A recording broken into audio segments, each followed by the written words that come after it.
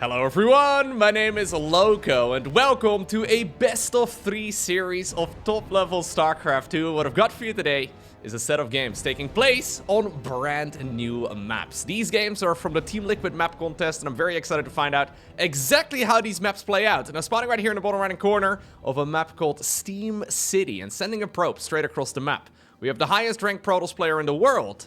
We have none other than Hero. His opponent, maybe his victim, for a little bit of early game harassment, playing with the red Zerg pieces. From Germany, we have Lambo.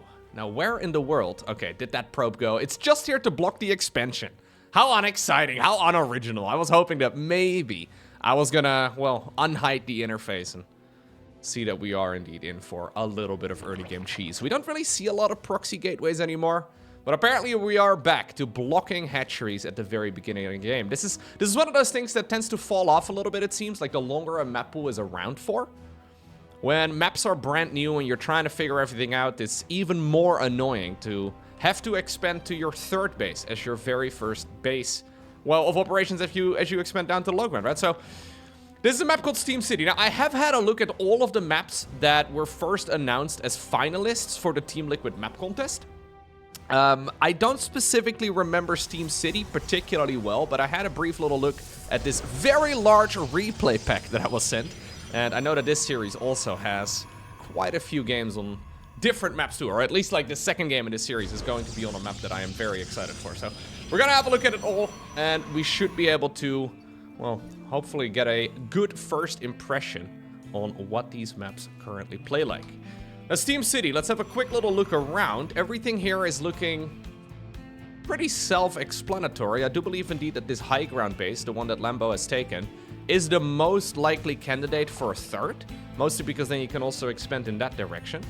If you go down to the low ground in the opposite spot, right, so you go vertical from where your natural and your main base are, you will be expanding to like a flat piece of terrain over here, and then, yeah, I guess in general it is much easier to defend a high ground like that. This looks like a pretty stock standard map. Nothing all too crazy, at least. But we'll have to keep an eye out. Now, this is, by the way, still a very early phase for the Team Liquid map contest as far as, like, the final decisions go. So if you want to have a say as well in what maps will eventually win this map contest, and then I guess also potentially make it to the StarCraft 2 ladder map pool, there is a link that I'll include down below as well in the description of this video, so you can go and have a look if you want to. It will take you to the Team Liquid website where you can essentially vote for your favorites, which is a pretty cool system. Generally speaking, the maps that do really well in these tournaments, they do make it onto the ladder, so the more votes, the better. Sometimes actually in previous iterations, there weren't that many votes. So maybe I should also be mentioning this every single time I do cast some games on new maps. Because, well, the more votes we get, the more accurate, obviously, the end result will be. So let's see. So far, everything here is looking quite normal. We've got ourselves a Oracle build here for Hero, a triple hedge start for Lambo. I haven't really seen Lambo play in a whole lot as of late. I know that Lambo in general is somebody who really prefers playing offline tournaments over online. So, yeah, he's just, I guess, somebody who doesn't necessarily enjoy playing the online cups as frequently. Although, I know he signs up for them sporadically, right? He signs up for them every once in a while, but since there's not a lot of offline tournaments happening at this point in time, I guess Lambo just hasn't been participating in as many of them, or at the very least I haven't seen a whole lot of his games as of late. As we all know though, Hero, he plays in everything. 3 workers so far, not a terrible beginning. At the same time though, the probe that was moving on over to the low ground here, also in a little bit of trouble, and I don't see it anymore. No cancel on that Pylon. So that is indeed going to be a delay on the third Nexus, and then also a kill on the Pylon. And he wants to get that probe again. Not going to happen a second time around, especially not with the second Oracle now available over here too. That one's going to be able to deflect any number of Zerglings at this point in time. But yeah, things are looking quite good here for the Zerg player for now. 4 drones is suboptimal, but getting a delay on that third Nexus is really quite nice. Let's see though. Ooh, what's this? iCruiser? Are you operational? I love those silly advertisements that are sometimes all over maps. Another 4 drones end up going down. 4 adepts also moving in. And while I did like the offense for Lambo, I'm not really liking the defense nearly as much. More of those drones are going to fall now too, and this is starting to really, run out of control. It is absolutely critical for Zerg to play a clean early game. This is quite a normal way to open up too, so it's not like, well, Hero is really doing anything super special, but this is kind of looking like it's just a one-sided, wow. 15 drones? That is by far the best number of drone kills I've seen. And now apparently we're going to try and rub some salt in the wound as well, as all of the beams are activated at the same time and the hatchery is forced to get cancelled. Another drone falls because of it. Maybe this little link counterattack can get something done. Hero did not quite go for a shield battery in this region, but obviously the oracles can still get some energy recharged over here too. So yeah, that is not really going to make up for 16 worker losses at minute like 5.5. Way too many drones lost. Now, Lambo is still playing Zerg, luckily for him, so he can pump out a lot of workers all at the same time.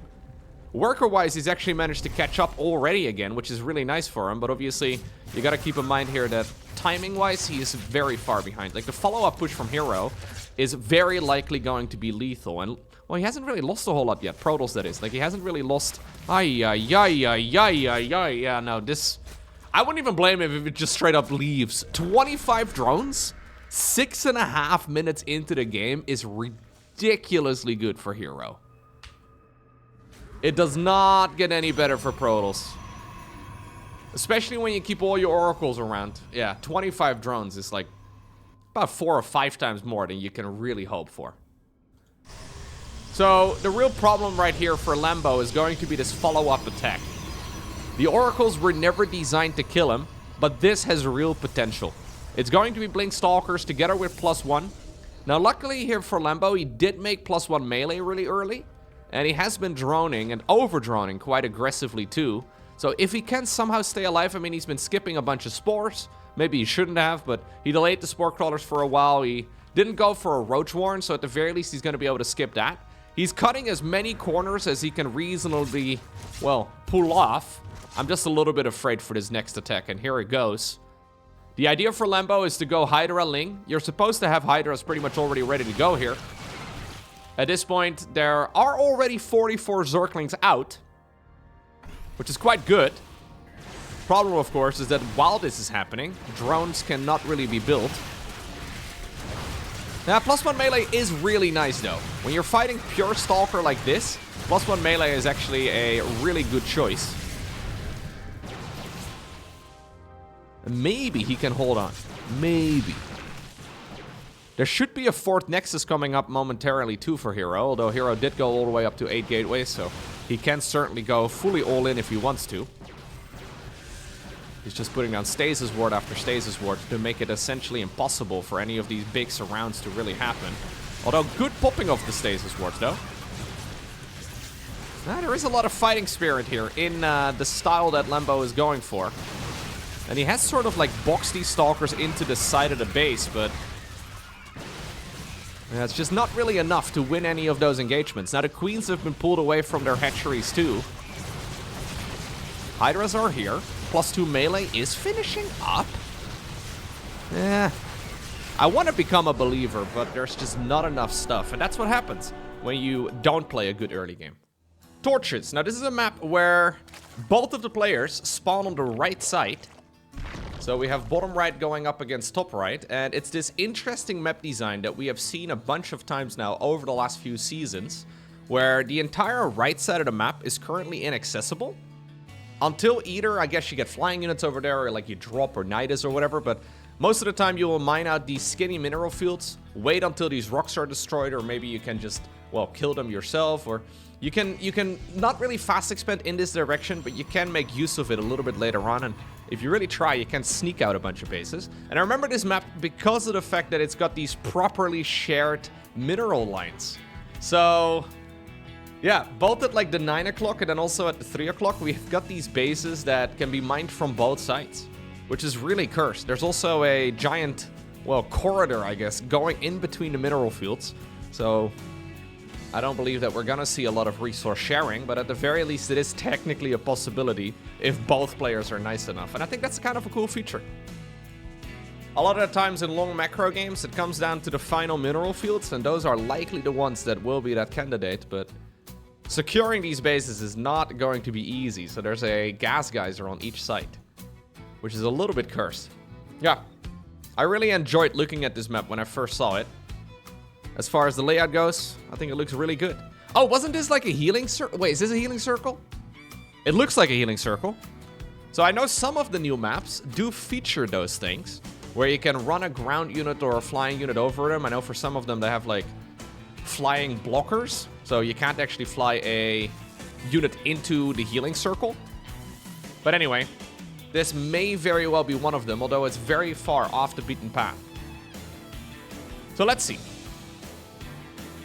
Let's see. Sometimes we can highlight all of those features, but then obviously the game just sort of ends. And it seemed like Steam City, the map we were just on, was relatively normal, nothing all too crazy. But we never really saw what that map had to offer just because of Hero's phenomenal early game. So it's once more going to be a Stargate build, nothing too surprising there. This is actually the reason why I wanted to check out this series in particular. I really like the look of torches. And I'm also very glad to note, I didn't know this, that indeed this map has a lot of torches all over. You know what? I can work with that. Yeah. There's a map called Maganatha or whatever. Horrible map name. Don't like that at all. Torches, yeah. I think torches are pretty cool. Not a lot of torch usage anymore in 2025. At least not you know, for me in the Netherlands. I don't see a lot of people walking around with torches out. But apparently we can still do some sort of pagan ritual on this map. And it's not even frowned upon. How nice is that? Well, it's going to be a Void Ray opener here for Hero this time around.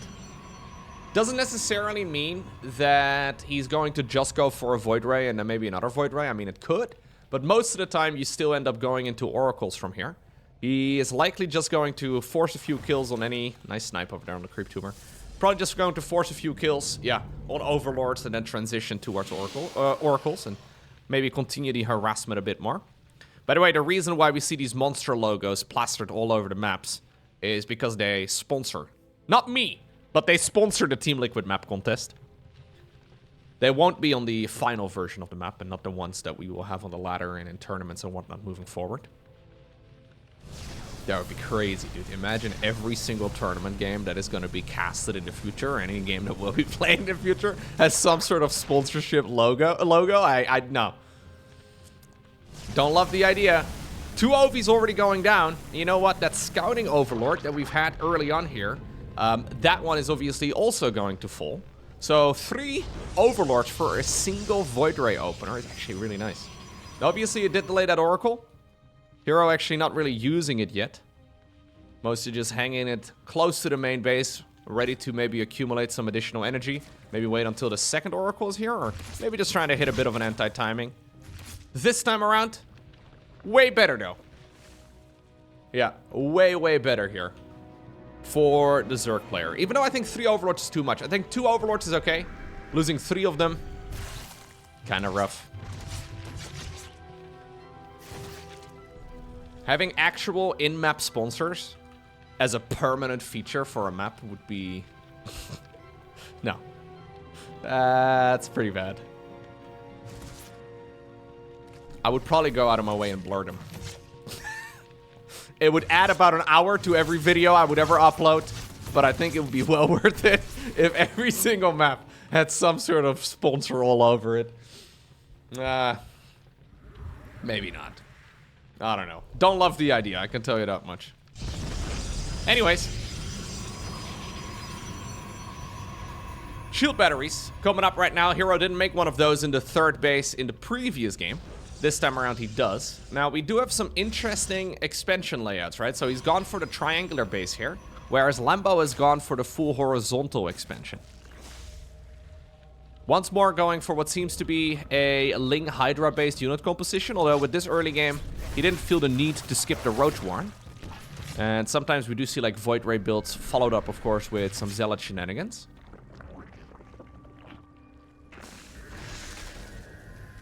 Stasis.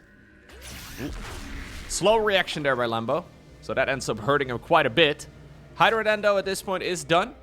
This is going to give Hero a nice little eco boost. Hero hitting a small supply block here, it seems. We may very well see another push or a fourth base in just a moment. Maybe both. Currently, he's only on 5 gateways. He hasn't added on 3 more. So I wouldn't be surprised if we're going to be seeing a 4th Nexus here in just a little bit. But the dancing can begin. It's going to be a Blink Stalker versus Roach Hydra dance. And we're going to go straight into a Robo Bay as well, apparently. Okay. I don't mind the Robo Bay very much here, although it's not ideal against Roach builds. It is pretty good against Hydra Link. You can still build Disruptors too. You don't just have to go Colossus from here. But let's see.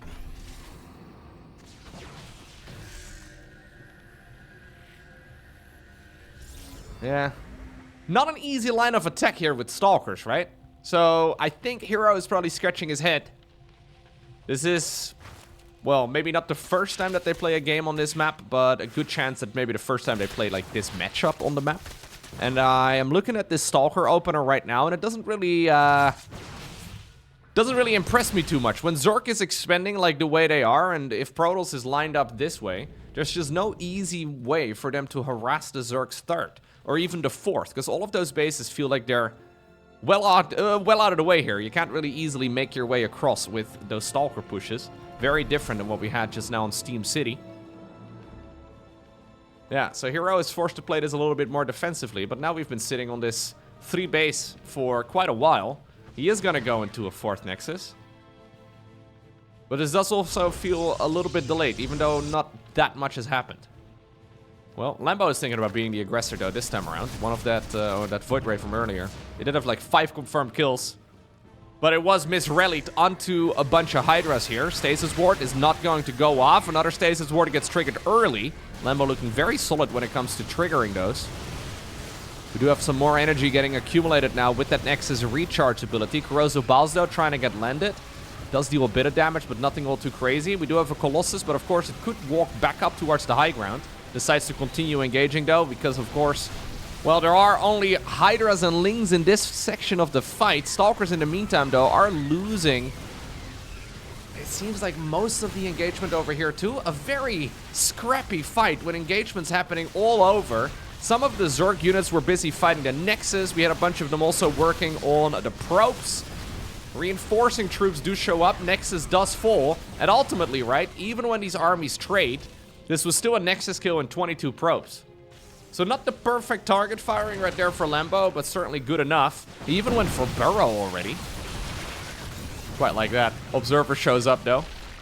So those units, indeed, they did already have to run away again as quickly as they possibly could. In the meantime, we did have a drone transfer, too, from the old main base. That one is now starting to run out, but there is a fresh expansion over here in the far bottom left. This game has gone miles better for Lambo. Yeah. And this really is the difference between losing workers early on and not losing them. So in game 1, we just had so many workers killed by Hero with some phenomenal early game harassment. In this particular game, not the case at all. We've had 7 drones going down.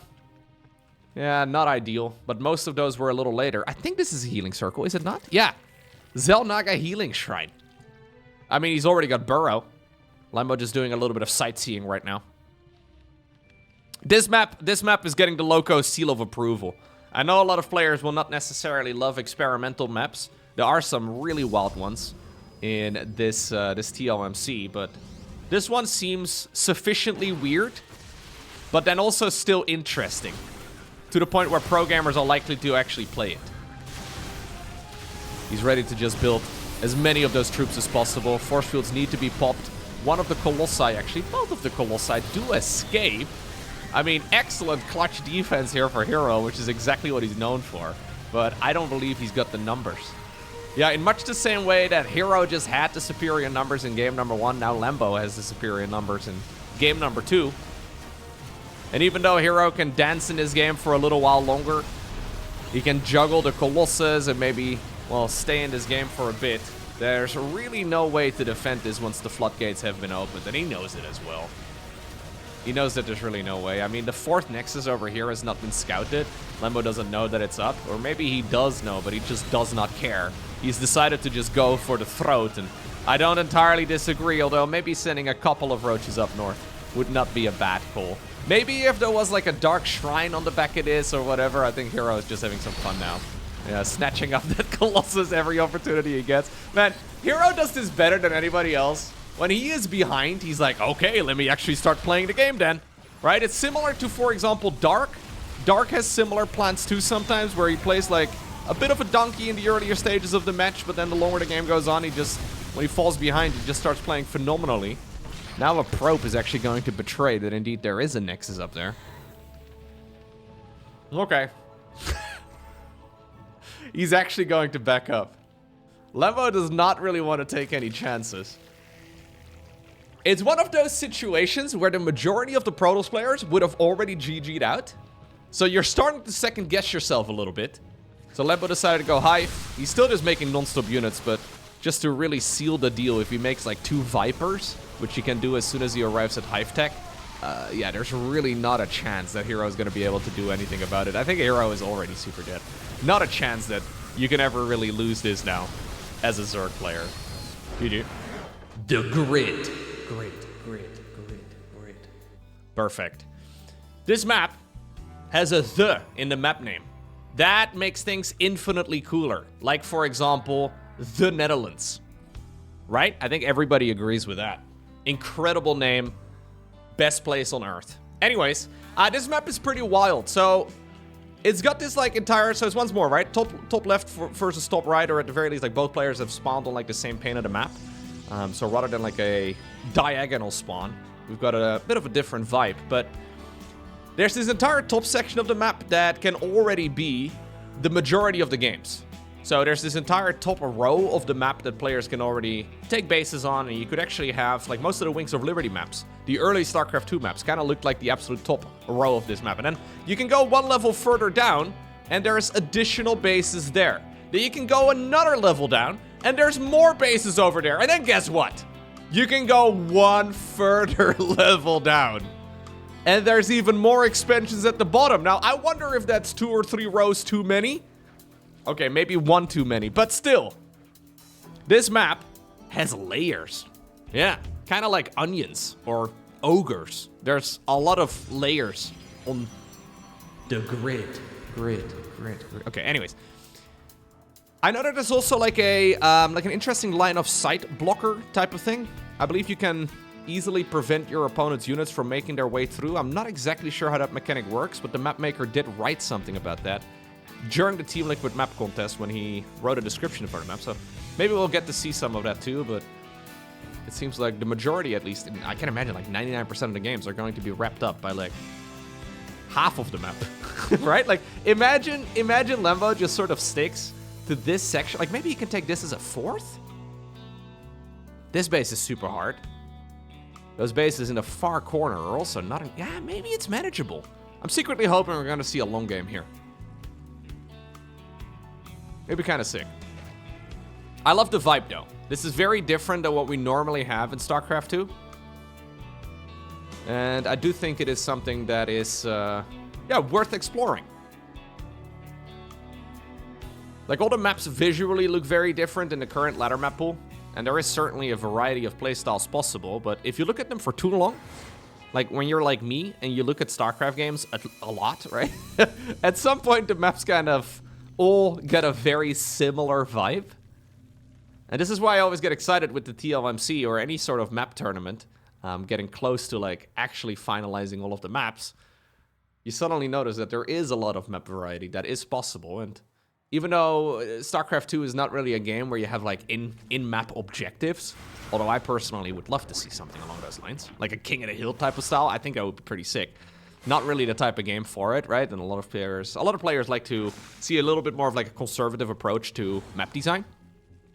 This, again, is something that, much like the previous map, like Torches, it looks sufficiently weird without actually being overwhelmingly strange. Whereas Steam City, the first map in this best of 3, that one looked essentially like every other map that we already have. It doesn't look bad, don't get me wrong.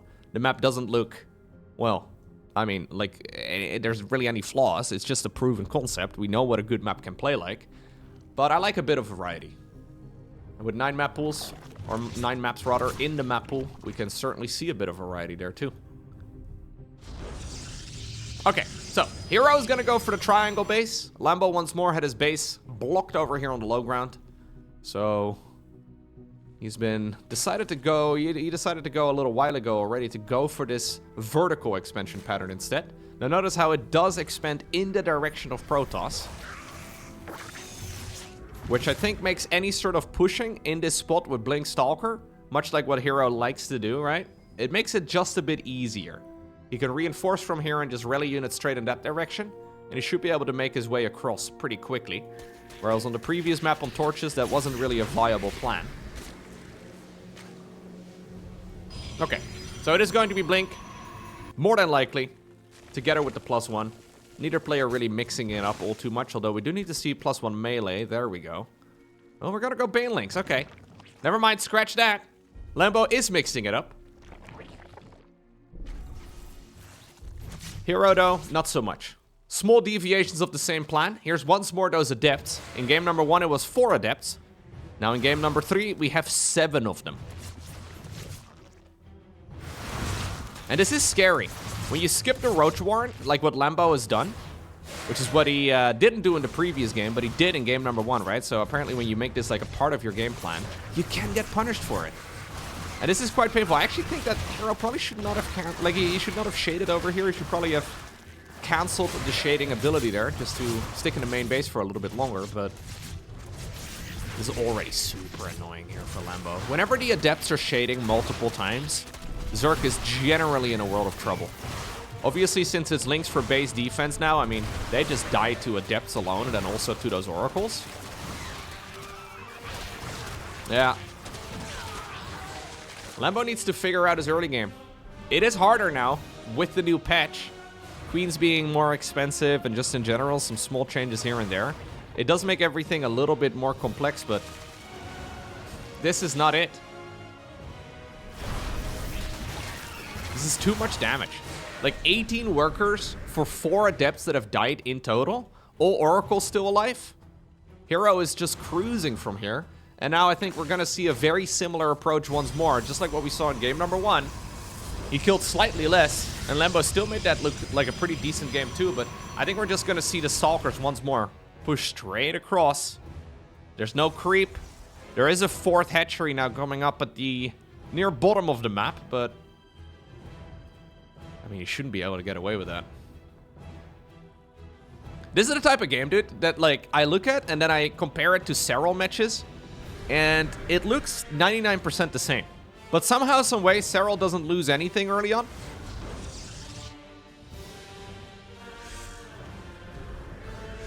I mean, Serral's not even in this game, and I still feel the need to begin fanboying just a tad. But seriously, though. Serral has been making Zerk look pretty broken for a long time now. But then if you see other pro gamers, give it a try too. They are struggling a bit more. Now, I don't think this is the best line of attack for Hero, and he probably would agree with it, because this has now been slowed down a ton. +2 melee beginning here for Lambo too. I think he should have gone for the 3rd. He wanted to get the kill on the 4th base, but this feels too far away. Now the reinforcements are kind of like trying to make their way across. Oracle's still around. Maybe just recall, dude. We're not gonna recall, are we? Nah. Never recall, never surrender. And I think that's because of the map. I think if Hero were to play this, well, this type of game again, he would approach the attack very differently. And that is giving Lambo a line back into this match. He's only on 45 workers. Lambo has not added a drone ever since the Adepts went across the map. So he is effectively all in. As soon as Hero recognizes that, then I think he must realize at this point that there is just not a whole lot of additional, well, income here that must have been built just by the sheer number of units that he spotted. All he really needs to do is just defend. There are Zerglings and Banelings, obviously. So the Baneling nest is here. He didn't go for Baneling speed because it's a bit too expensive at this point. But yeah, we're gonna try and essentially put all of our eggs, literal eggs, in one basket. And I'm assuming just walk them into a mineral line? I mean, at this point, if Lambo blows up an entire mineral line, the game is even. If Hero takes any less damage than an entire mineral line, he'll be ahead. We do have Storm coming up. If that one finishes, life's going to be very straightforward. Here's some of those slow banelings waddling forward. Recall gets used now. Apparently we do retreat and we do surrender. Oh, it's an... What, really? A recall for a single Oracle? Oh my god. Somehow, some way, Hero is cruising away. Storm is finishing up in 1. I mean, the High Templar are gone. This is very messy. Extremely messy. But ultimately, Hero only lost 7 probes. GG. Game number 1. We find ourselves on a map called Last Fantasy. Yeah. What is your last fantasy? Leave it in a comment down... No, wait, no. I gotta be a good YouTuber. We gotta apparently ask people to leave comments and stuff. What is your last fantasy? No. Spawning right here with the red Zerg drones, we have none other than Lambo. His opponent, in what seems to be the bottom left of the map, with the blue Terran pieces, we're looking at Bunny's main command center. This map, look at the mini-map. This is a 3-player map. That is weird. We don't generally see 3-player maps. We used to see 4-player maps. They had like their own little, you know, quadrant, and then you would duplicate it and then duplicate it again, and you would end up with a 4-player map. So you have like a quadrant that's essentially just, well, just a quarter of the map, and everything else grows from there. This is a map that has rotational symmetry, which is very different. Basically, you gotta sort of envision every section as like a piece of a pie, and then everything just sort of gets mirrored from there. The main problem with 3-player maps historically that we've ever seen, and this goes for 4-player maps too, is that usually spawn locations matter. Spawn locations make a big difference. So I don't really know exactly how this map sorts it out. So I know that there's these big, I believe these are just for flyers, these big flyer blockers all around the side of the map. So there's a, well, it's pretty much circular, although, you know, we got to calculate pi over here apparently. It's circular, but then, you know, with edges. If you just keep repeating it for long enough, it will be more circular. But anyways, you can't really hide units in the corner of the map so much.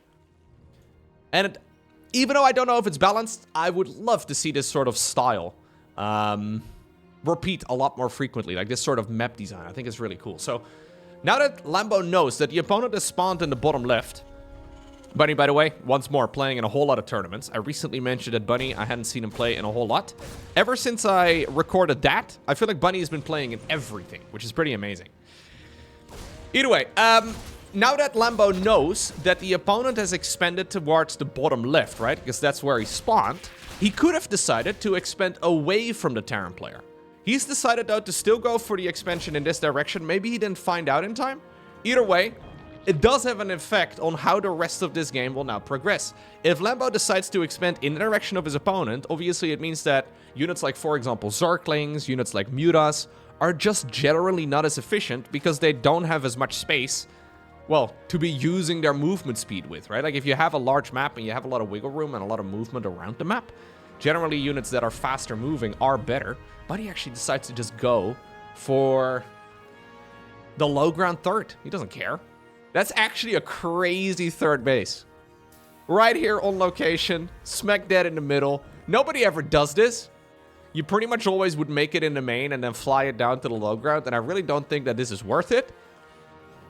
But it's ambitious. Lambo, by the way, has gone for a gasless beginning until just now. He's rushing out 9 roaches. This is an old school, well, old school playstyle on a very old school looking map as well. So let's see. It's going to be 9 roaches and then straight into a whole lot of drones again. It does mean that Lambo needs to justify it, but it also explains why he's decided to go for the base over here. He wanted to get those roaches across the map ASAP.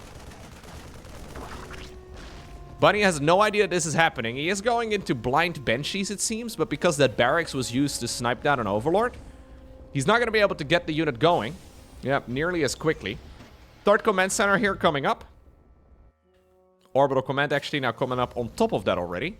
And this is the first time that Bunny will see what he's actually up against. He immediately evacuates the low ground. Okay.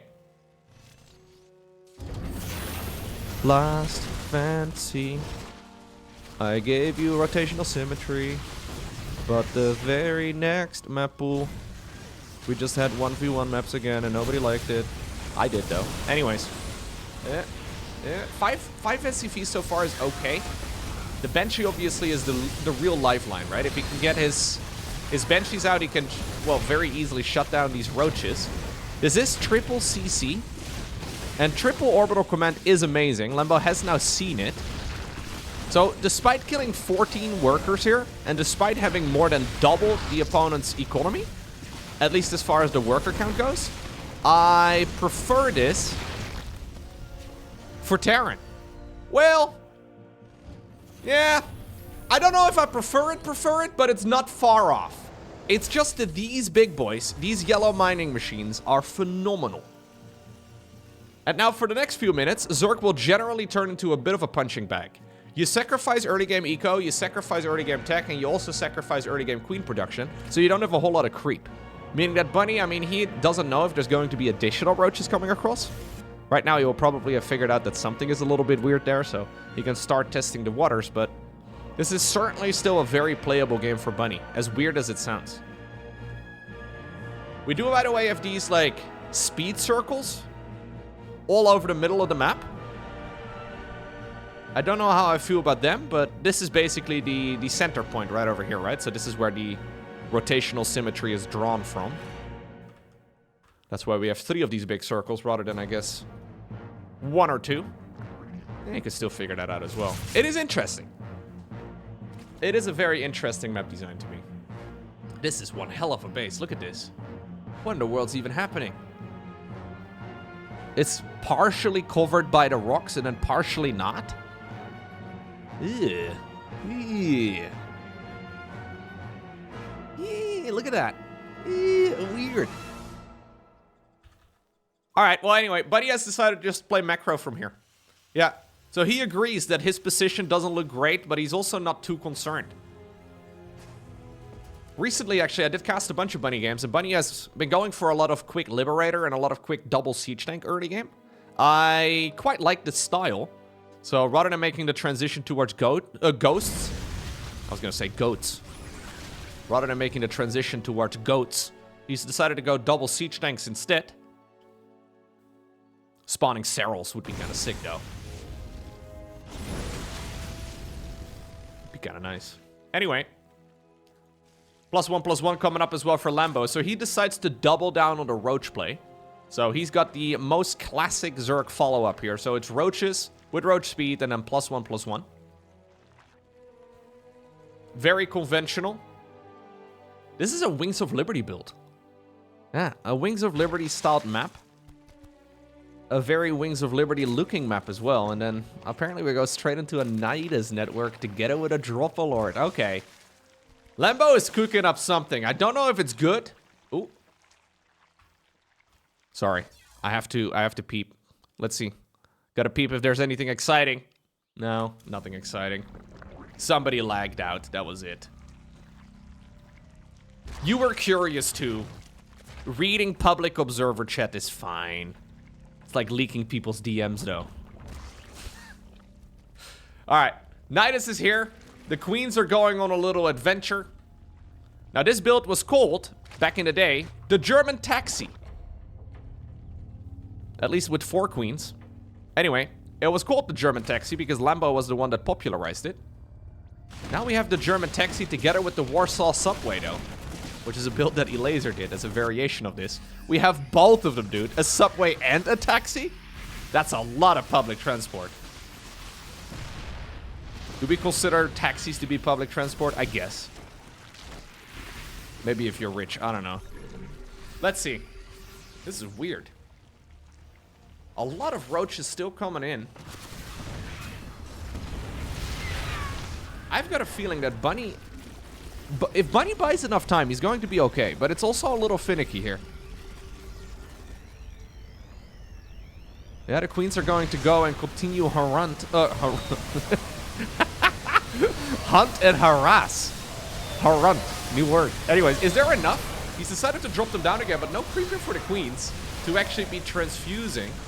Yeah, that was not it at all. Man with gun go. Brrt, brrt. Pretty powerful.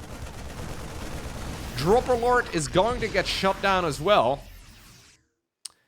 And this, ladies and gentlemen, is what we would like to call pain. At least if you're a Zerg player. Because in Lambo's mind here, he has killed practically all of the economy that Bunny had at like minute 5. And then he goes for a full all-in on the back of this with a super powerful classic push. Roaches with +1/+1. He even brought the queens. He had, well, quick reinforcements through the Nidus worms. Like, he did everything correctly. And then the engagement goes a little bit lopsided. Not really quite the way you wanted to. And bam! Pain. Now, if you're a Terran player, this is lovely. Yeah, this is the type of stuff you dream of. This might be the last fantasy of Terran players. When Terran players are like, I don't know, 180 years old. I believe every single one of my viewers is going to live to 180. Easy. When they're like 180 years old, they're going to be sitting on the edge of their bed if they can still... And they just... This is their last fantasy. This is the thing that they believe in. When you had a terrible early game, but the mules bring it back, and then the men with the gun together with the siege tanks just destroy all of the Zerg units. Why do you think the map is called Last Fantasy? I have no idea. One hell of a map name. Lambo has decided to try and get it in with the infestors now. We have to start fishing for some good fungals. Still technically possible. It's just that this is a unit composition that doesn't scale very well. So, generally, as soon as Terran finishes up 2-2, this is the type of unit composition that falls off pretty hard. Bunny is obviously going to go straight into +3/+3. That's also why Lambo, though, is starting to make a transition towards Ling Bane now. Ugh. My last fantasy in life would be for there to be a StarCraft 3 release. But, you know, developed by the original guys. No microtransactions other than maybe like some cosmetics or something like that. You know, like that's the type of stuff that would be Loco's last fantasy. I know. It's called a fantasy because it's not going to happen. Sorry about that, but hey. Gotta burst the bubble early. Ultra Cavern coming up for Lambo. Oh, no. Okay. Ultra Cavern building at the same time as a spawning pool is researching link speed. It's a little funky. Look, those air blockers are actually working. You can still set your rally point there, but your units can't fly. Look at these dumb pilots. Dumbest pilots I've ever seen, man. Where'd you go to school? All right, maybe we can go after the spawning pool. I mean, honestly, if you can kill the spawning pool in a bailing nest, I think that's the perfect target. Roaches are really quite silly too. Oh, Lord. Okay, this is so... Oh, dude. More of a last fantasy for Bunny. Maybe the Roach counterattack here can achieve something, but Lambo's entire follow-up game plan has now been... Oh, no. Oh, no. Ugh. Ugh. Well, those Roaches did kill 19 SCVs. They've been more successful than those entire armies. Sometimes I wonder, though, if killing the Ultra Cavern is actually just doing Zork a favor. So, that was the most glorious drop that Bunny could have really hoped for. These choke points on this map are going to be so incredibly nice for siege tanks. We don't have a Viper here. Oh no, we have 2 Vipers. Okay, yeah, maybe with Blinding Clouds, something can still be achieved. A couple of Roaches are actually still stuck inside of the worm.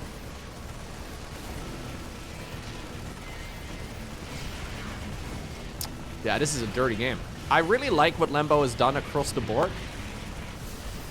But also, this kind of feels like one of those games where you couldn't really get back into it particularly well. But with a fungal like that, fungal into Blinding Cloud? Okay.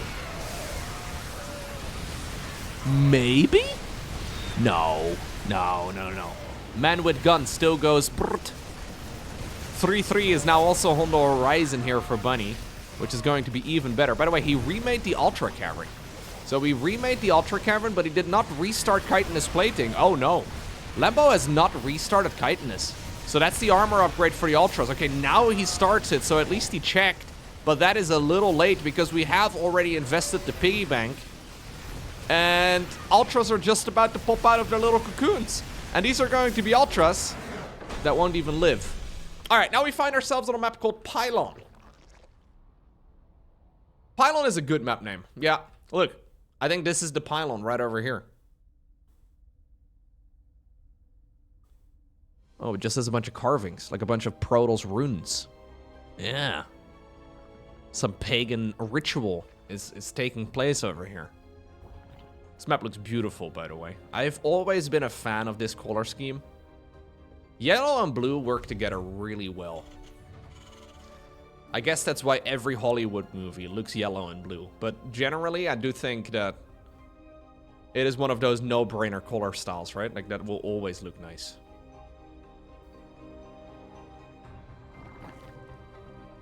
Even though we don't have a Protoss in this game, we do have a little bit of a Protoss color scheme. Yeah, I'd love to see it. I also always really like these, like, landscapes. Like, visually, I mean, like, the landscapes that have this, like, overgrown jungle type of vibe to it. This always reminds me of, like, some sort of, like, space platform or some sort of, like, I don't know, maybe this used to be a human settlement once upon a time, but then everything, well, was abandoned. It looks cool. Beautiful map. Let's see. Where do we take this game from here? Map, like, setup-wise, it doesn't look too crazy to me. No ramp, though, going down from the natural to the low ground. And that is a little funky. This is generally inviting a lot more early game aggression. Plus, this looks like a very wide ramp. Maybe visually it's a little cursed. Sometimes this is kind of like tripping me up a bit. But this looks like it wouldn't be wallable with like 3 gateways. Or 3 bunkers, or 3 barracks, or whatever. Not so relevant for Zerg, although maybe we can see Evo chambers on either side. But usually for Protoss in particular, it is really important to be able to wall on the low ground, especially against Zerg. And then if you also add to that the fact that there's no ramp going down to the low ground, it essentially invites a lot of early game aggression. I'm fairly sure if you were to get like a Dark versus Hero game on this map, Dark will be extremely happy to build a hatchery right over here in the opponent's wall off. Like, this is the perfect map to be going for proxy hatcheries, so let's see. Technically a little bit better now with the hatchery being slightly cheaper. Anyway, that at least, in these 3 minutes, 4 minutes that I've seen this map so far, is looking like the most interesting thing. Or at least the one thing that immediately seems important. Yeah, everything else looks good. Everything else looks very normal. Huh. This has become quite common, actually, in modern map design, too, where you have, like, a different visual look for the main base. And then usually the main base has like a border around the outside and then some sort of textured middle ground that you do not see return anywhere else on the map. Like, this is a similar thing, but it's... Sorry, maybe I'm getting too far into the design parts of the maps, but I think it's pretty. We've become so used to good-looking maps. It's not easy. Like, back when players first started working a lot in the StarCraft 2 editor, as we, by the way, have very normal builds for the both of them, so nothing all too weird. But back when maps were first starting to be created by the community, maps used to be quite plain. So a lot of maps were just kind of, you know, just... The design, I guess, was just there to be efficient. You know, like, engineers were designing it. Nice console over here on the 4th. And then, at some point, players started decorating the maps a bunch, and they just kind of threw whatever the map had in the editor. Like, anything you could add to it, they just started slamming it onto the maps, and it got a little bit busy. I feel like this. Oh, yeah! One of the key features on this map was supposed to be these bridges. I don't really know how important they are, but apparently these bridges are unbuildable, which is quite interesting, so you cannot build anything on these bridges. Anyway, what I'm getting at is that we are spoiled now with what maps look like. Because back in my day, they weren't that beautiful. Alright. So far, not the greatest early game for Lambo, but also not really one that you can be too concerned with. Like, yeah, your 4th base was early and it was denied, but it's not the end of the world. He's decided to delay Bane speed. Maybe the timing here of the Baneling Nest was a little bit off, or maybe we just wanted to have Overseer production. I'm not exactly sure, but The lair is already finished and we don't get any lair tech upgrades yet. We should definitely go into Bane speed here pretty soon, though, if we want to keep all of this going. It is important that we actually get that upgrade done by the time that the first big Terran attack goes across the map, and it won't be too long until Bunny can think about a move out. Bunny has just now secured the triangle base over here, so he's taken the third in that triangular position. He's gone into the Stimpak. Combat shields will not be too far behind. There it is. And we've just now transitioned towards a very normal mid-game.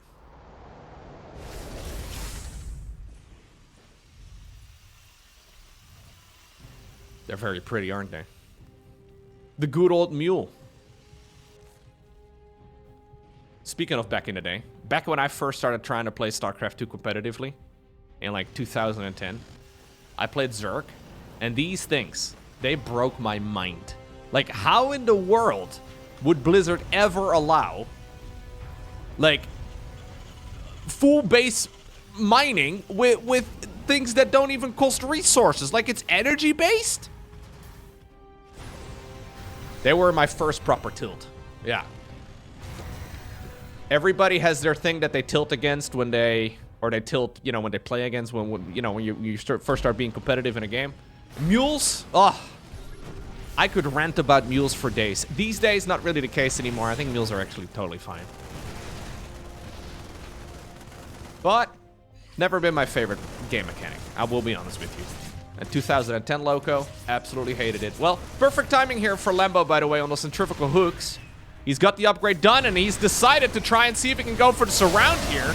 Great defense. Yep, that's exactly what we need to see. Shuts that down with ease. There is a little drop as well, though, in the meantime, on the left side of the map. Bunny carpet bombing his Marines as he's boosting them out.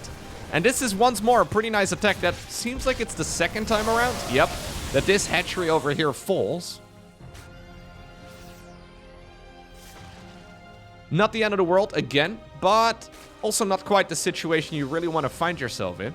Fourth command center right now is coming up, of course, and that one, well, with it finishing, it's going to allow Bunny to be a lot more secure in his mechanics here, right? Like, he can easily stay alive now, and generally when you get to this point as well in the game, Terrans can start transition towards a lot more unit production. Be it with just Marines, like they can just go into more Marine medevac siege tank, but they can also go into Ghosts, and they can start thinking about Liberators. This is what is allowing, well, Terrans to go and play the late game. 2-2 coming up right here for Lambo. Hive is about 90% of the way done, though. Big Zerkin counterattack. Oh, Lambo! Oh, okay, he sees it. Oh, did he see it, though? Okay, yeah, no, Bunny did see it. I don't think Lambo did. This planetary is not yet done. Oh, no, I just noticed something very cursed on this map. Can we pause it? Hold up. This clearly needs to be fixed. This circular doodad does not indicate the middle of the base. That's one of my StarCraft pet peeves. Look, this one is. This one also is in the perfect... For some reason, this one is not. Perfect map ruined.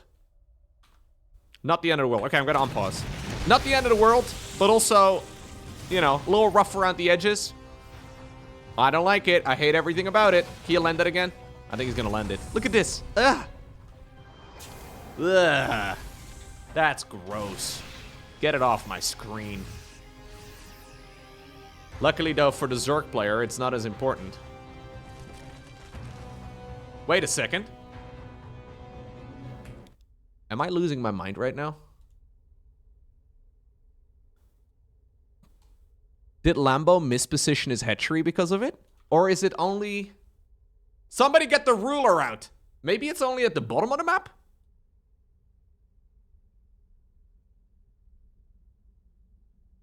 Something's cursed. No, that's definitely cursed. Okay. Somebody get the ruler out. Somebody tell me if it's cursed on this side of the map too. Because visually, this one doesn't look wrong. But the one at the bottom of the map certainly does. Maybe it's the creep that's messing me up? No, this is fine. All right, anyway.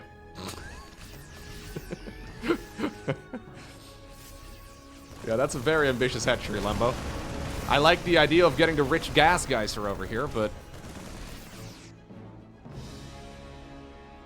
Either the map is not symmetrical or Lembo has misplaced a hatch. Those are the two options.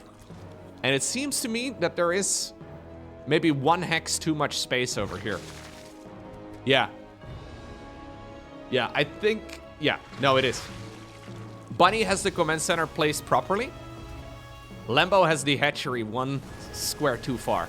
And that's actually going to cost him. That seems to be indeed the right decision here, and... Well, that's exactly why we need to have this. Oh god, this is a little bit cursed over here. I think indeed the wall off over here may also not be the correct width. And this is suddenly a massive counterattack here. Lots of SCVs going down. Lembo trying to target fire down those upgrades here too. If you can get them, that'd be massive. 28 SCVs have just been destroyed, and it's not over yet. The Marines now in a world of trouble too. Army-wise though, Bunny still has an awful lot of stuff. Ultra Carbon again coming up for Lembo. Every time I see Ultras in 2025, it is ultimately a Zerg loss. Okay, maybe not every time, but about 90% of the time. Still, Zerg players keep making them.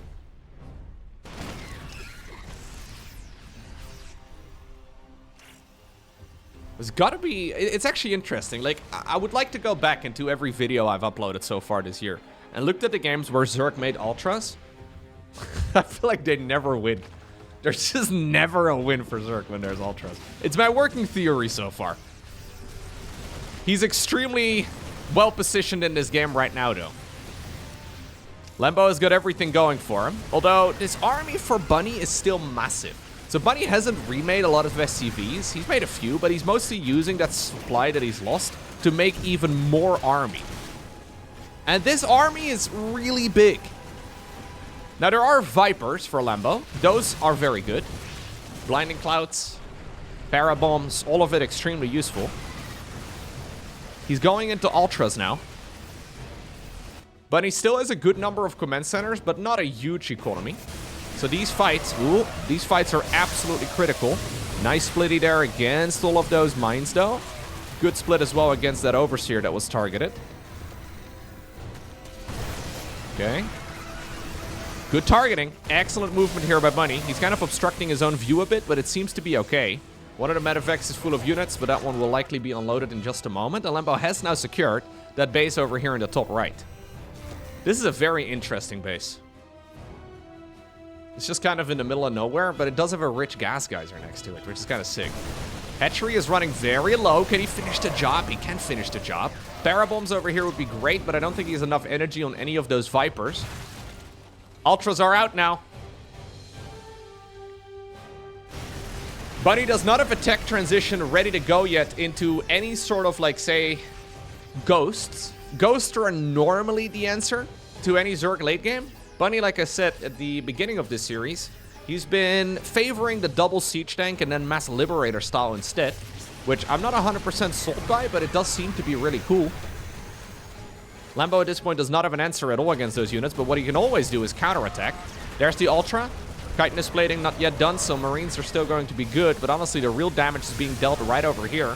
Lots of depots, lots of units once more going down.